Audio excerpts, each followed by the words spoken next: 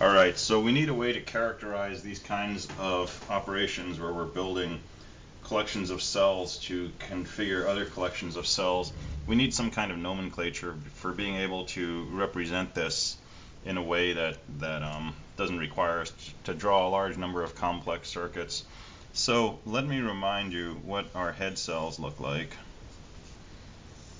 Actually, what all of our cells look like. So here's our program channel and our control channel, and the program channel has this 1 going into the data south, and the control channel routes that to data west. The program channel takes data south, sends that to control. It takes data from the west and sends it to the east, and that is bidirectional. Usually we want data to come back from the target cell as well. And then we have this combination of gates down here. So we take the control channel and the data coming in from the east, and we AND the control channel with the inverse of this feedback signal. That gives us data to the north, and we take the uninverted feedback signal and the control channel, and we AND that, and that gives us our data output to the east. And so this is our basic wire configuration. This is what each cell in the program channel looks like, and each cell in the control channel. And by just building these out, we can configure our wire to be whatever length we want. Now, when we want to extend this wire, we need to configure these two cells to look like these two cells. And it's a 3-step process for doing this. So in the first step, we configure this target cell to say take data from the west, send it to the south, and put a 1 into the control channel. So that's our first step. Our second step, we're actually going to configure this to have this particular configuration.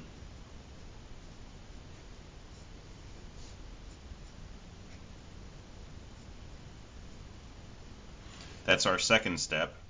And then in our third step, we're going to reconfigure this, and I'm going to draw it over here, but it's actually still this cell. We're going to reconfigure this to look like this. And when we take this target cell out of C mode, remember when a cell is in C mode, all of its D outputs are 0 except on the active side. So we're configuring it from the west. So while we're configuring it, the D output down here is going to be a 0. As soon as we take it out of C mode, this D output will be asserted to a 1. That will feed back in here, which will effectively move the head of the wire from here to here and give us control over a new target cell. So that's how we're going to build this wire, but we don't want to have to go through that kind of explanation when we want to describe this sequence of steps. So we're going to use a shorthand notation, which is as follows. So let's draw out a few cells.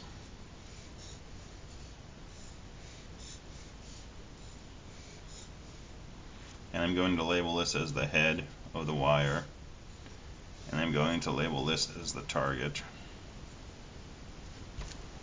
So this is the cell that's being configured. Here's the program channel, here's the control channel. Well, if we recollect what we just did to extend this wire, we had to do 3 operations, and I'm going to describe them as follows. Operation 1, we set the control channel to be a 1, so that we had control over the target cell. And then we loaded a particular truth table in here, and the truth table that we loaded was the truth table for this cell, something that took data from the west, sent it to the south, put a 1 into the control south. And so I could write that as a Boolean equation, but I'm just going to represent it pictorially as this.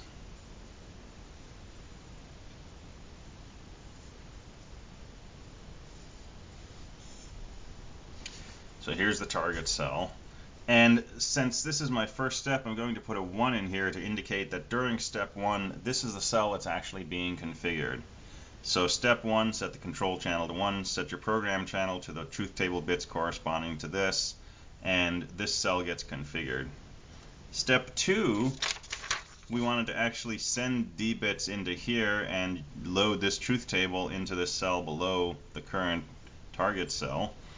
And in order to do that, we need to set the control channel to 0 so that we're not configuring this target cell, we're using it. So we're using this configuration that we just loaded in step 1 to transfer truth table bits to the cell to the south of the target. So in step 2, we're going to set control channel equals 0 and program channel equals this configuration of our head cell on the control channel with the feedback signal here. So that's what we do in our second step, and in our second step, this is the cell that's being configured. And after the second step, this cell is in its final configuration. We're not going to change it again, so I'm going to put a check mark to indicate that's the final configuration. In step 3, we need to reconfigure the target cell, and we want to set it up to look like this. So I need to set the control channel to be a 1, and the program channel is whatever circuit I want loaded into that cell, which is just this standard feedback signal, the bidirectional data line, and the hook from the data in from the south to give us control over the cell to the east's C input. And so in step 3, this cell is configured, and this time this is the final configuration of this cell, and so that's the final state. Now in step 4, at this point we've got both of these cells configured correctly, but right now the C input to this cell is still a 1. And if we tried to extend this again and we left the C input at a 1, we would simply be configuring this cell again. So we need sort of a brief step here, CC equals 0, PC equals 0. This is just to give time to allow this cell to go back into D mode long enough for it to assert this 1 to the data south output in order to move the head of the cell. So it's actually a 4-step operation to extend this wire, and after those 4 steps, this will be the new head cells and this will be the new target cell.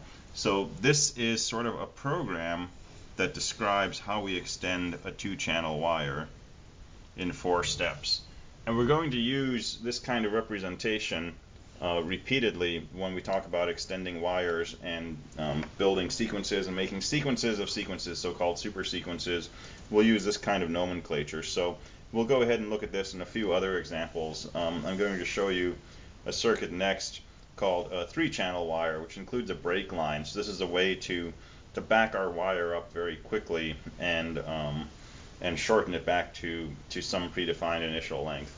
And that will give us a better chance to look at this kind of representation.